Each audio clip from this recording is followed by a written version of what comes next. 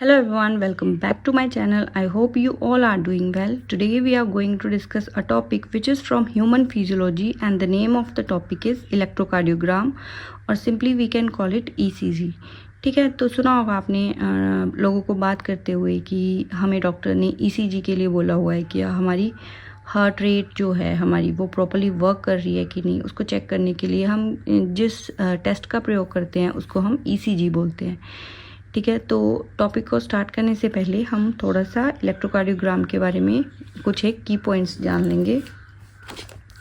ठीक है, तो ये कुछ एक पॉइंट्स हैं जो इलेक्ट्रोकार्डियोग्राम के बारे में लिखे हुए हैं। ठीक है, तो जो इलेक्ट्रोकार्डियोग्राम है is a recording of electrical changes. ठीक है, जो इलेक्ट्रिकल चेंजेस हमारी हार्ट में हो रहे हैं, ठीक है, अकर इन मायोकार्डियम। मायोकार्डियम मतलब जो हमारी हार्ट की मसल्स हैं, जो मिडल लेयर है हमारी हार्ट की, जो कि कॉन्ट्रैक्शन और रिलैक्सेशन के लिए रिस्पॉन्सिबल है, उसमें जो इलेक्ट्रिकल चेंजेस होते हैं ड्यूरिंग द कार्डिक साइकिल, जब हमारी हार्ट की रिदम चलती है उसके दौरान जब कॉन्ट्रैक्शन और रिलैक्सेशन होती है, ठीक है, उसके दौरान जो भी इलेक्ट्रिकल चेंजेस आ रहे हैं उसको हम बोलेंगे इलेक्ट्रोकार्डियोग्राम। ठीक है, जो ग्राफ होता है ना जिसमें हमारी हार्ट बीट के बारे में, हार्ट रेट के बारे में बताया होता है, ठीक है, तो उसको हम ECG बोलते हैं और उस पूरी प्रोसेस जो परफॉर्म हो रही है उसको हम बोलेंगे इलेक्ट्रोकार्डियोग्राफी। ठीक है, तो इलेक्ट्रोकार्डियोग्राम में क्या होता है, कैसे हम आगे हम देखेंगे कि कैसे ये जो प्रोसेस है, ठीक है, इलेक्ट्रिकली ये प्रोसेस हो रहा है, तो ये हो कैसे रहा है हमारी बॉडी में, है ना, जो हमारी बॉडी में इलेक्ट्रिकल करंट है वो कैसे जनरेट हो रहे हैं। ठीक है, तो क्या कैसे नेक्स्ट जो है पॉइंट उसमें बताया हुआ है कि जो बॉडी फ्लूइड है हमारा है ना, क्या है बॉडी फ्लूइड, ब्लड है ना, तो जो ब्लड है उसके पास क्या होते हैं, आयंस होते हैं, दैट इज नेगेटिव और पॉजिटिव चार्ज, अनाइंस एंड कैटाइंस, जो कि इलेक्ट्रिकल करंट को कंडक्ट करते हैं। उसके थ्रू जो है हमारी बॉडी में इलेक्ट्रिकल चेंजेस आते हैं मायोकार्डियम में जो डिटेक्ट होते हैं। ठीक है, तो जो ब्लड है उनमें आयंस और कैटाइंस प्रेजेंट, अनाइंस और कैटाइंस प्रेजेंट होते हैं, है ना, तो उसके थ्रू क्या होता है, इलेक्ट्रिकल करंट कंडक्ट होता है। ठीक है, तो वो जो इलेक्ट्रिकल करंट में करंट ट्रैवल होने के दौरान जो इलेक्ट्रिकल चेंजेस आ रहे हैं जो मायोकार्डियम में, ठीक है, और वो इलेक्ट्रिकल चेंजेस हमारे स्किन सरफेस पे डिटेक्ट हो रहे हैं, किसके थ्रू, जो नोड्स लगाए होते हैं हमारी बॉडी पे, ठीक है, जिसके साथ जो वायर्स अटैच होती हैं। ठीक है, तो चेस्ट पे, ह्यूमन चेस्ट पे जो नोड्स जो लगाए होते हैं ना, उस रीडिंग को, उस रिकॉर्डिंग को ऑब्जर्व करने के लिए, तो उसके थ्रू जो है हम जो हमारी हार्ट में इलेक्ट्रिकल चेंजेस आ रहे हैं उसको हम डिटेक्ट कर पाते हैं। ठीक है, उसके जो बॉडी फ्लूइड में जो आयंस और कैटाइंस हैं उसके वजह से। ठीक है, तो नेक्स्ट है ECG measures the rhythm of heart beat.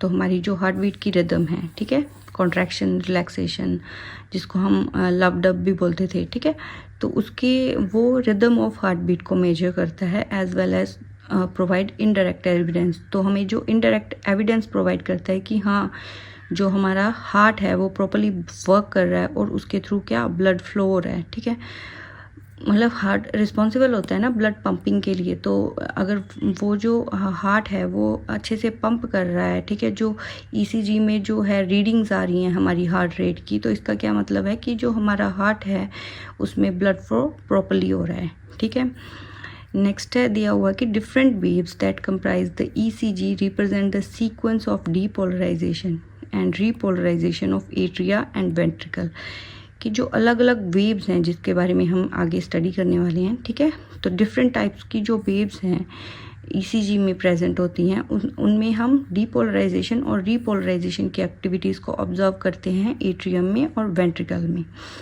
ठीक है, तो जैसे कि ये जो वेव्स हैं इनके बारे में यहाँ पे बात की हुई है। ठीक है, तो सबसे पहली वेव कौन सी थी, P वेव। ठीक है, यहाँ पे एट्रियल डीपोलराइजेशन हो रही है, तो ये जो P वेव है ये इनिशियल स्टेज है हमारी जो कॉन्ट्रैक्शन जब स्टार्ट होती है। ठीक है, तो ये P वेव जो है वो रिप्रेजेंट करती है वेव ऑफ डीपोलराइजेशन।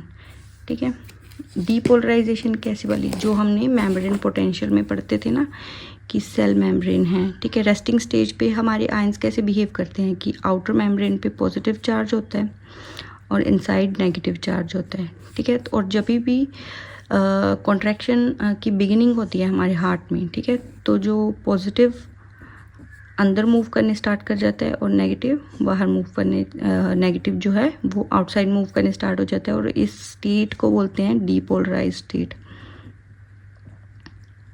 ठीक है, और ये कौन सी होती है, रेस्टिंग। तो मतलब यहाँ पे क्या है, कॉन्ट्रैक्शन की बिगिनिंग हो रही है। ठीक है, इस स्टेज पे कॉन्ट्रैक्शन की बिगिनिंग हो रही है। ठीक है, तो उसको, उस फेज को हम बोल रहे हैं क्या, पी वेव। ठीक है, उसको बोल रहे हैं हम पी वेव और एट्रियल डीपोलराइजेशन। ठीक है, ठीक है, तो P wave represent the wave of depolarization that spread from SA node throughout the atria. ठीक है, तो ये कहाँ से स्प्रेड होती है, ऐसे नोड से। ठीक है, इसको कौन परफॉर्म करने में, कि पी जो वेव है उसको जनरेट करने में कौन रिस्पॉन्सिबल हो रहा है, ऐसे नोड, साइनो एट्रियल नोड। ठीक है, हार्ट में प्रेजेंट होती है ना साइनो एट्रियल नोड। ये देखिए यहाँ पे प्रेजेंट होती है साइनो एट्रियल नोड। यहाँ पे ये इलेक्ट्रिकल सिग्नल देती है जो एट्रियम को कि कॉन्ट्रैक्शन के लिए। ठीक है, तो यहाँ से हार्ट कॉन्ट्रैक्ट होएगा। ठीक है, ब्लड फ्लो को पास करेगा नेक्स्ट वेंट्रिकल में, राइट एट्रियम को कॉन्ट्रैक्ट करेगा, लेफ्ट एट्रियम को कॉन्ट्रैक्ट करेगा, ये ऐसे नोड। ठीक है, तो ये थी हमारी पी वेव, जिसके लिए पी वेव के लिए ऐसे नोड रिस्पॉन्सिबल है थ्रू आउट द एरिया। ठीक है, और ये यूजुअली 80 to 100 मिली सेकेंड की ड्यूरेशन में होती है। ठीक है, तो ये थी हमारी पी वेव। नेक्स्ट है पी आर सेगमेंट। ठीक है, और हम इसको पी आर इंटरवल भी बोलते हैं। ठीक है, तो P R interval is a delay between the beginning of the activity in atria and the ventricle. ठीक है, तो जब हमारी हार्ट में जो एट्रियम और वेंट्रिकल है उसमें जो फुल एक्टिविटी जो परफॉर्म होने वाली है, ठीक है, उसमें जब उसके पहले जब थोड़ा सा डिले आता है हमारी हार्ट बीट के कॉन्ट्रैक्शन और रिलैक्सेशन में। ठीक है, तो उस टाइम पीरियड को बोलते हैं हम पी आर इंटरवल। ठीक है, और पी आर सेगमेंट। ठीक है, जब ये मेन जो वेव है, ये जो है ना क्यू आर एस, जब पूरी कॉन्ट्रैक्शन सारी परफॉर्म हो जाएगी एट्रिया के थ्रू, वेंट्रिकल के थ्रू, जो पूरी प्रोसेस है वो परफॉर्म हो जाएगी, उससे पहले का एक थोड़ा सा डिले पीरियड आता है, उसको हम पी आर इंटरवल बोलते हैं। देखिए, ठीक है, तो in adult normal range of P R interval between 120 to 200 millisecond. ठीक है, तो जो पी आर इंटरवल है वो shorten at high heart rate.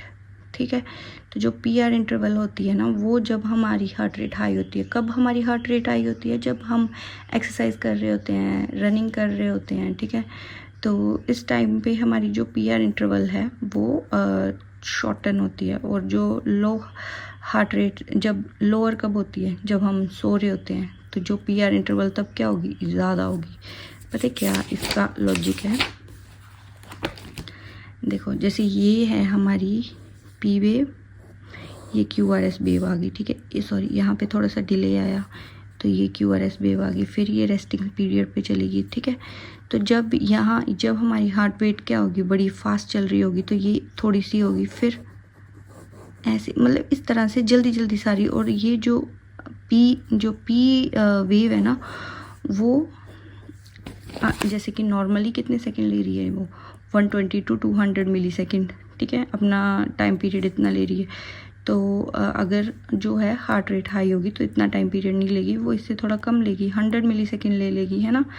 तो बोलने का मतलब ये है कि जब हमारी हाई हार्ट रेट होती है, जब हमारा हार्ट एक्सरसाइज के दौरान ज़ोरों से बीट करता है, तब ये पी आर इंटरवल शॉर्टन हो जाती है। ठीक है, तो ये जो पी आर इंटरवल है ना, अगर इतनी है तो इतनी हो जाएगी, शॉर्ट हो जाएगी। ठीक है, नेक्स्ट है क्यू आर एस वेव। ठीक है, ये मेन वेव है। ठीक है, यहाँ से फिर जो है कॉन्ट्रैक्शन ख़त्म हो जाती है, फिर जो हमारा हार्ट है वो रिलैक्स स्टेज पे चला जाता है। ठीक है, तो जो क्यू आर एस कम्प्लेक्स है वो indicate the onset contraction of ventricle. ठीक है, तो वेंट्रिकल की कॉन्ट्रैक्शन में यहाँ पे इंडिकेशन होती है कि मतलब इस जो क्यू आर एस कम्प्लेक्स है, क्यू आर एस जो वेव है, इसमें हमारे जो वेंट्रिकल की कॉन्ट्रैक्शन होती है किसके थ्रू, ए बी नोड के थ्रू, एट्रिया वेंट्रिकल के थ्रू। जैसे ऐसे नोड कर रहा था कॉन्ट्रैक्शन, वैसे ही ए बी नोड यहाँ पे कॉन्ट्रैक्शन के लिए वेंट्रिकल की रिस्पॉन्सिबल होता है, ठीक है। शेप ऑफ QRS कम्प्लेक्स में भी modify by a number of physiological factor, कि अगर मतलब कि जो यहाँ पे शेप कैसी है, इसकी पीक बन रही है, तो ये पीक किस पे रिस्पॉन्सिबल है, पीक बनने में क्या रिस्पॉन्सिबल है ह्यूमन बॉडी में, कि उनकी जो बॉडी पोजीशन कैसी है, ब्रीदिंग पैटर्न कैसा है, ठीक है। तो उस पे रिस्पॉन्सिबल ये जो चीज़ है वो उस पे डिपेंड करती है, कि उन फैक्टर्स पे डिपेंड करती है कि वेदर ये जो वेव है वो पीक बनाएगी इतनी मतलब जो हाईएस्ट पीक बनाएगी या लोवेस्ट पीक बनाएगी, ठीक है। जो फिजियोलॉजिकल फैक्टर हैं ह्यूमन हार्ट के, ह्यूमन बॉडी के जो फिजियोलॉजिकल कैरेक्टर है उस पर डिपेंड करता है ये, ठीक है। तो ये QRS के टाइम जो है वेंट्रिकल डीपोलराइजेशन होगी, मतलब कि यहाँ पे भी कॉन्ट्रैक्शन हो रही है, ठीक है। वेंट्रिकल में कॉन्ट्रैक्शन हो रही है और आयंस का जो है वो एक्सचेंज हो रहा है यहाँ पे, ठीक है। नेक्स्ट है the QT interval is measured from the beginning of QRS complex to the end of the T wave and represent the time between activation of electrical activity in the ventricle and return to the resting stage। मतलब अब क्या आ रहा है यहाँ पे, ventricle repolarisation, मतलब T wave आ रही है। रीपोलराइजेशन मतलब ये दोबारा से अपनी रेस्टिंग स्टेज पे जा रहा है जो हमारा हार्ट है, ठीक है। इसकी रीपोलराइजेशन हो रही है, मतलब जो आयंस हैं वो फिर से अपनी अपनी पोजीशन पे मूव कर रहे हैं। तो जब QT स्टेज आ गई है ना, QT इंटरवल है, ये QT है ना, तो जब QT इंटरवल आया तो उसमें क्या बताया हुआ है कि जो QRS कम्प्लेक्स है, ठीक है, जब उसकी जो एक्टिविटी थी वो ये QRS कम्प्लेक्स की एक्टिविटी बिगिन हो रही थी और T पे रेस्टिंग स्टेज पे जा रहा है, ठीक है। मतलब बोलने का मतलब क्या है कि जो इलेक्ट्रिकल एक्टिविटी है वेंट्रिकल की और जो एक्टिविटी है एट्रियम की, ठीक है, वो दोनों ही अब रेस्टिंग स्टेज पे जा रही हैं टी वेव के, ठीक है। जब वेंट्रिकल डीपोलराइजेशन हो रहा है कि इस स्टेज पे यहाँ पे इनिशिएट हो रहा था, है ना, कॉन्ट्रैक्शन हार्ट का, और यहाँ पे क्या हो रहा है कि टी वेव पे वो हार्ट की रिलैक्सेशन पे अब रेस्टिंग पीरियड पे अब जाएगा वो, ठीक है। तो जो QT इंटरवल है वो shorten at high heart rate, ठीक है। तो QT इंटरवल जो है जब हाई हार्ट रेट होगा, मतलब सेम इसी की तरह जैसे PR इंटरवल में जब हमारा heart beat high heart rate होता है तो ये जो है पूरा इंटरवल वो शॉर्ट होगा, और जब लो हार्ट रेट होगा तो वो लॉन्ग होगा, ठीक है। तो सेम इसी की तरह है जैसे PR इंटरवल था, ठीक है। नेक्स्ट जो है T wave indicates when the electrical activity is associated with the cells in cardiac ventricle return to the resting state after activation, ठीक है। तो इसमें भी यही बताया हुआ है कि T वेव जो है अब एक्टिविटी सारी इलेक्ट्रिकल एक्टिविटी जब परफॉर्म होगी वेंट्रिकल में, उसके बाद जो है जो रेस्टिंग स्टेट पे आ जाएगा जब हमारा हार्ट, ठीक है, जब उसकी हार्ट रेट जो है रेस्टिंग स्टेज पे आ जाएगी, उस पॉइंट को हम बोलेंगे T वेव,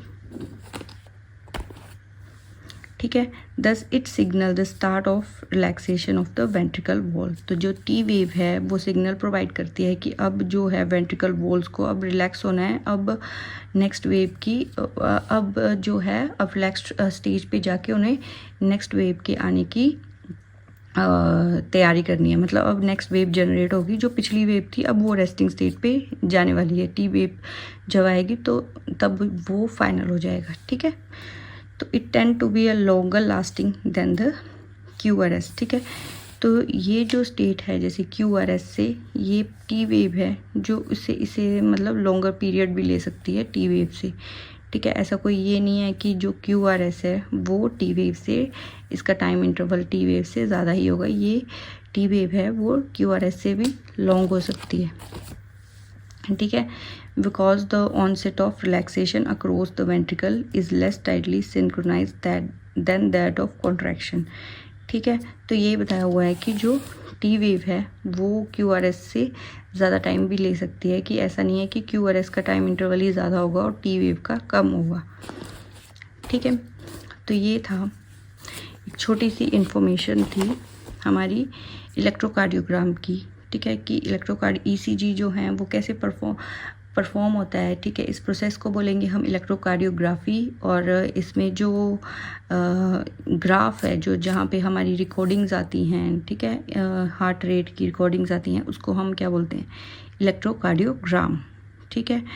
और एक इसमें था एसए नोड, ठीक है। तो जो एसए नोड होता है ना, वो हमारे हार्ट का नेचुरल पेस मेकर होता है, ठीक है।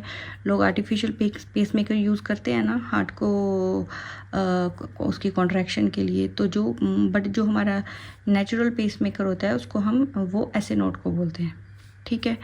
तो ये थी इलेक्ट्रोकार्डियोग्राम की इन्फॉर्मेशन। आई होप आपको ये वीडियो जो है वो नॉलेजेबल लगी हो। If you like the video and if you get any kind of benefit from the video, please like, subscribe and share. Thank you so much.